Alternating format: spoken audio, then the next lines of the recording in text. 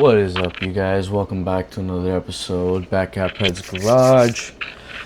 Today's more of an in-depth video. I know it's been a while since I've uploaded, but I thought I might as well just get this editing over with and upload it. So last two episodes actually, we installed the engine back into the car and we did some injector seal O-rings there.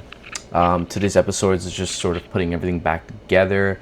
Some stuff is kind of all over the place because, again, my phone died and I didn't record most of it. But here in some scenarios, I'll try to break it down what I'm doing and what I've done. So in this scene over here, you can see we're putting now the intake runners back into the car. I've already put all 6 injectors, as you can see. Now I'm putting the left and right bank of the runners back in. Yes, we kept the flaps in with the solenoids. So when we get MPI system, multi-port injection, we will be deleting those. Covering those up, as you can see, putting some vacuum lines back on, putting the fuel sensor connectors back in. Right there, that crossover pipe that runs above the PCV, I did get a new one. It's 100% prone to breaking almost on all Audis. Especially got a new thermostat as well. Here you can see I'm putting the fuel line back in. I was so confused for some unknown reason why. I have no idea. I felt like I was putting the line wrong, and I figured it out eventually, but you know, you get there when you get there. As you can see, you put the fuel line back in.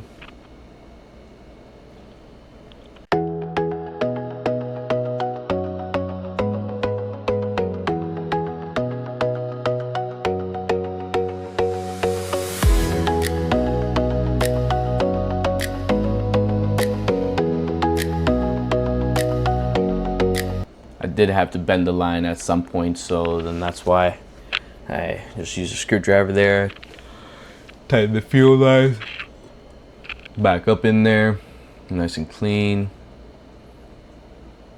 Putting the connectors in for the intake runner flap solenoids.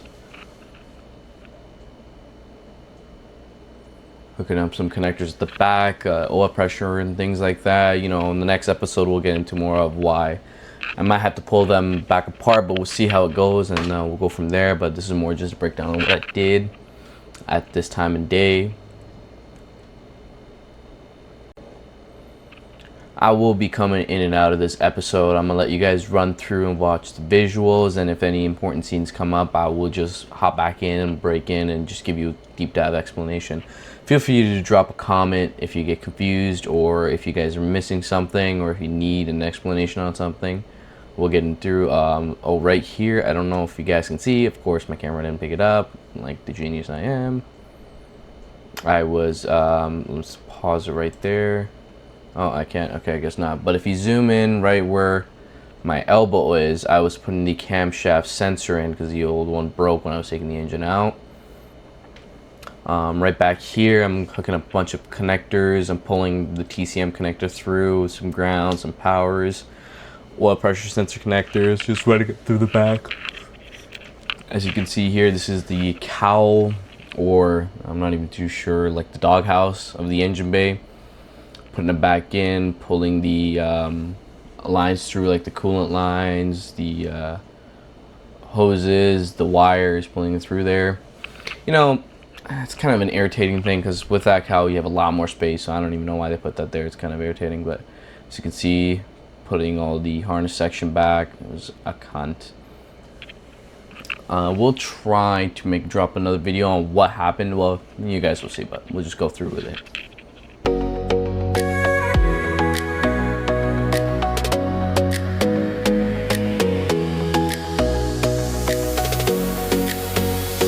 Sorry for blocking the all views, but when we upgrade the shop and things like that, and maybe get new recording devices, you guys will see clear as day as what I'm doing.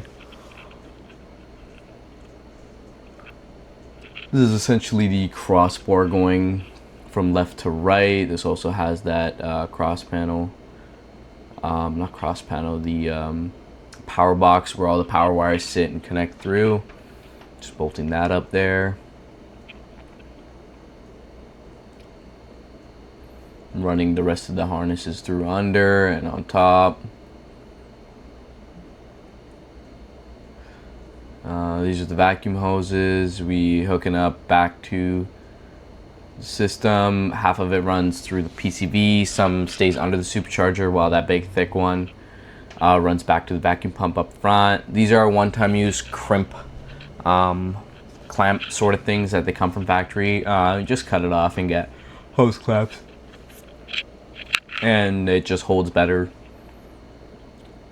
As you can see, I'm trying to figure out the stupid coolant clips. These clips are like the life of me. Like I don't know why they couldn't just use hoses and a hose clamp, but no, they had to go fancy. I will need some new clips or new hoses because half of them are probably gonna leak, but we'll cross that bridge when we get there.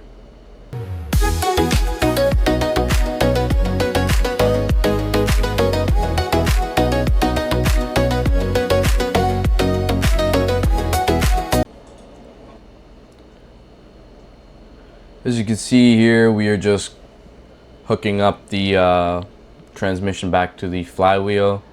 They're all 12-point bolts. I red Loctited them. Loctited them back in, and I just had a ratchet up front holding the crank, and then here with just a plain wrench and just cranking it down. It's a bit of a cunt to do, but you gotta get it done. Make sure to put Loctite on there. And here we are putting the transmission brace back in. Sorry, I sped through this because this whole video is really long, but yeah, you get the point. Transmission bracket and then transmission mount that goes to the frame, bolting it to the transmission. So is the rear section, because that transmission is flipping heavy, so it needs something big and bulky to hold it. As you can see here, we're mounting ECS tunings, transmission bushing, polyurethane bushing. Looks nice, looks clean, looking beautiful. That's a picture of the supercharger. So what I ended up doing was removing the valve body, moving all the lines, etc., things like that. The coolant pipes, I did etch a bit of the supercharger a bit. Got it nice and clean. Broke one of the sensors, but got a new sensor. It's another issue. But got it nice and clean and sanded, and I did do a nice little coat of paint and some gloss. But when we do take it off to port the supercharger, then we're going to change the color and do a bunch of other stuff to it, but we'll see. Right now you'll see, there we go, picture of the supercharger, nice and red. When it comes to why you think why you see the intercooler cores painted red, we are going to do a service on this supercharger, just not now because I can't find any cores. They're very expensive and they're obsolete at the moment, out of stock. So when we do end up porting the supercharger, etc., things like that, we're just going to do a full service and replace it at that time. For now, we're just slapping it back in and calling it a day. I'm still debating if we're porting it or if I should upgrade to a straight Magnuson supercharger, but we'll see when we cross that bridge. We'll see how it goes with this one first.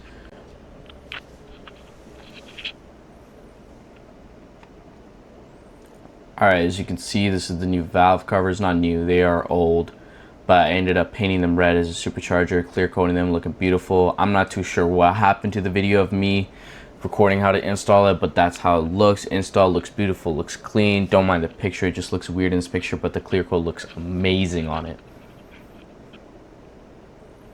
And there you can see we are adding the ECM grounds, part of the harness.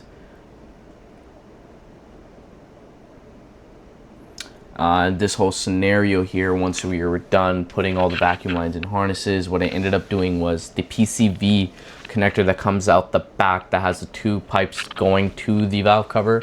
They're brittle, they broke. It's very typical, very common. But what I ended up doing was getting 3/4 hose and sticking it on there and clamping it down, as you can see right there. Clamped it down, and I used hose clamps to bolt them in. And I'm gonna run them to the valve cover. They just slip right over the valve cover. Not right over the valve cover. I ended up using the lock section of that valve cover on the end of the hoses, clamping to that, and then just slipping it in. It works perfect. It's heater hose. It will last a bit longer than the plastic brittle ones, but soon enough, when we do the supercharger service, etc., things like that, we are gonna go do a PCV delete or relocation kit that would just delete this whole system completely. If you want more videos on that, where I learned it from, where C7 owners there, he did a whole amazing video about it. It's amazing. I gotta find the valley pan for that, the PCV section for that, and then once that happens, then we wouldn't need to relocate these pipes. And you can see right there how I use the old pipe's elbow there connecting back to the valve cover. So once we do pull the supercharger off for the second time to do everything else and see how it goes, that's when we'll do, like, you know, the things like the PCV relocation, things like that. Here you can see I'm putting the O-rings in for the runners there for the supercharger. We're about to put that baby back on there. I'm not too sure, guys. Hey, let me know in the comment. We're still trying to figure out a paint color for the car, but let me know what you think we should paint match the valve cover and the supercharger. I just kept it red because I thought red would look nice, but when we do the paint match for the engine, I'd like to see, you know, what you guys think a color option would be. You know, keep it black? Should I just keep it red, repaint it to match the engine color? Like, it'd be pretty cool to know what you guys think. Yeah, other than that, I'm just putting more harness connectors at the back. And a little heads up, half these connectors are the same. You will get confused. I got confused so many times. I'm like, why is it the same? For some reason, they made the O2 sensors and the throttle body connector the exact same. I understand the group will, like, the O2 sensor for the inlet and outlet are clumped into one, and the throttle body is different, but like, why put them the exact same connector? Like, I got confused. Like, I had a whole issue with the I'll tell you guys in the next video. There we go, putting up the supercharger in. Sorry, my giant back is just blocking everything as usual. I just used an old pry bar and some extensions to plop the supercharger back in. I was just moving some connectors out of the way. Everything was in the fucking way. Mind my language. I just had to line it up in the studs, move all the connectors and harnesses. I put the throttle body connectors at the back, but I forgot to mention also, since we did do a SA delete, which is the secondary air injection delete, we didn't need to plug in half of these things. We didn't even need to leave almost all of these solenoids in. But as you can see, I just kind of wanted to leave everything as it was till we figure out if everything runs good and fine. As you can see, I was having, for some reason, a cunt of a time trying to line it up.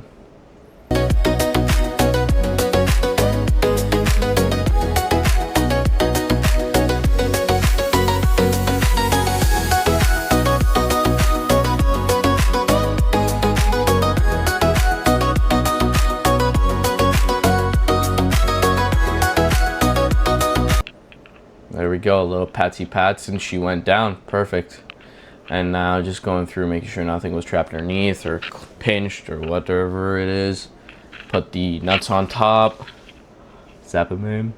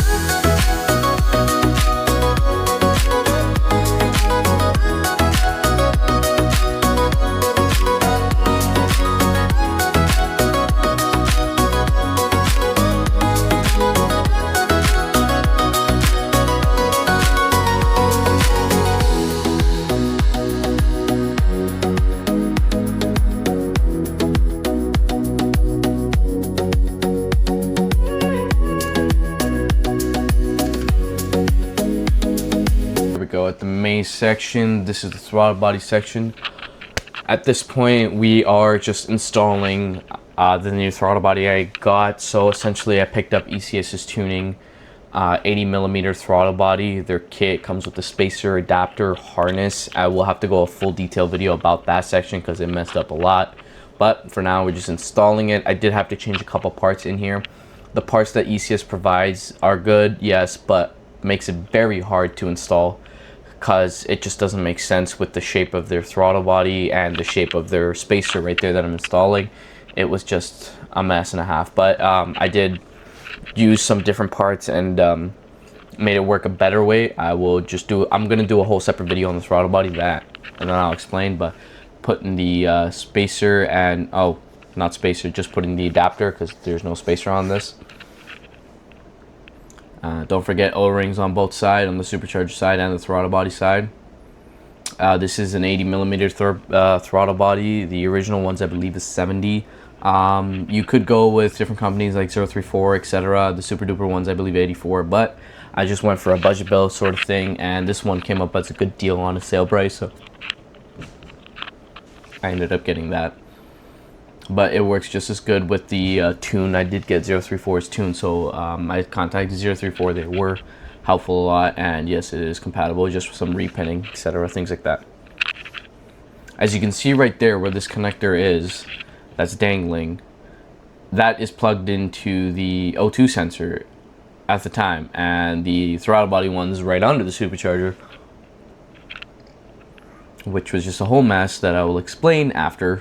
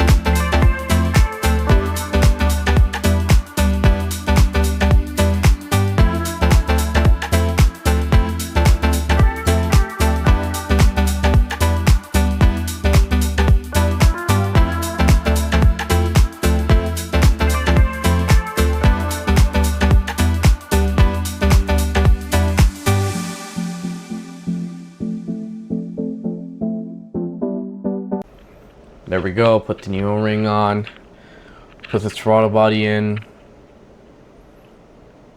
Yeah, so another thing you do got to do when installing these, you have to relocate the PCV line, which I didn't know at the time, but I will have to add another coupler and relocate it because the adapter is just too big, so you can't wrap it around the throttle body. They could have done better with the design and just made it, you know, just a bolt and then threaded the spacer, but it's a nut and bolt design. It's a bit of a stupid design in a sense, getting that small nut at the back without dropping. I dropped it like 1,000 times trying to get it in, but you know, we live and we learn. We got it in, tighten it up.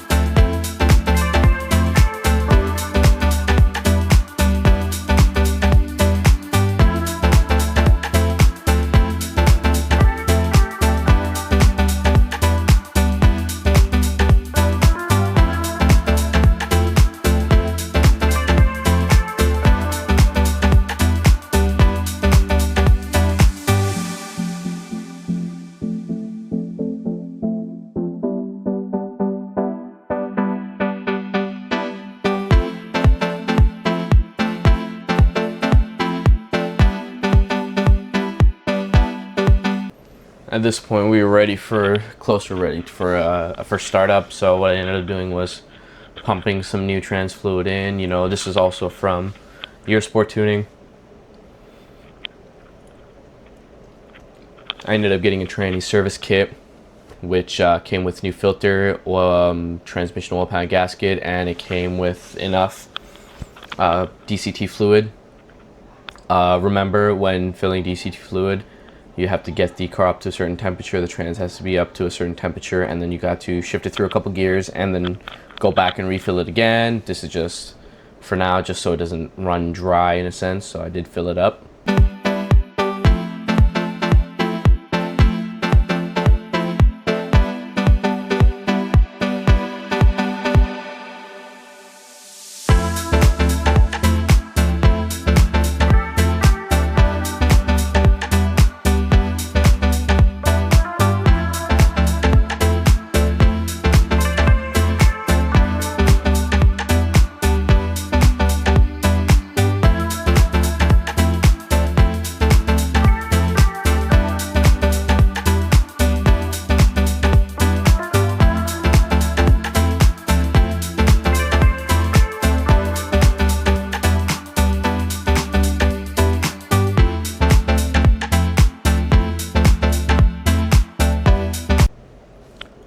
There we go, and now we're done filling that up. In this whole scenario there, I was putting the plugs back in with the coils, and you will learn in next episode why we don't do that, but I ended up using the old plugs and old coils.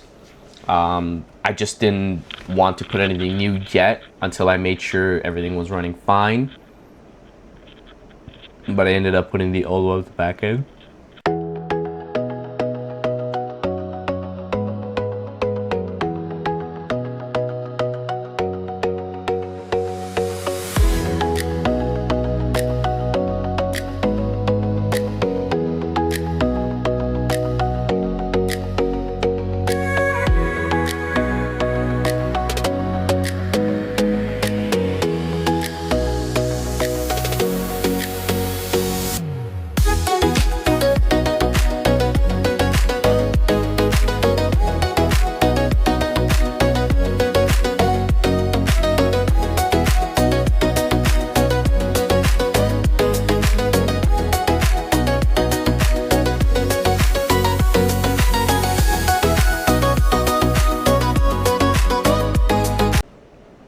At this point, we were ready for a first startup, but we encountered a bunch of issues. Not a bunch, just a couple stupidity by me. But once we figured it out, I'm trying to figure it out. You can see the alternator dangling. I will explain next video, but we got it to crank. And we're just going to leave it at that for today's episode. Next episode, we are going to go further into what mistakes were made and what happened. And we're going to put the front end back together, etc., things like that. And yeah, that's about it for today's episode. I don't want to drag it along too much, but I'll see you guys in the next episode. Thank you for sticking around.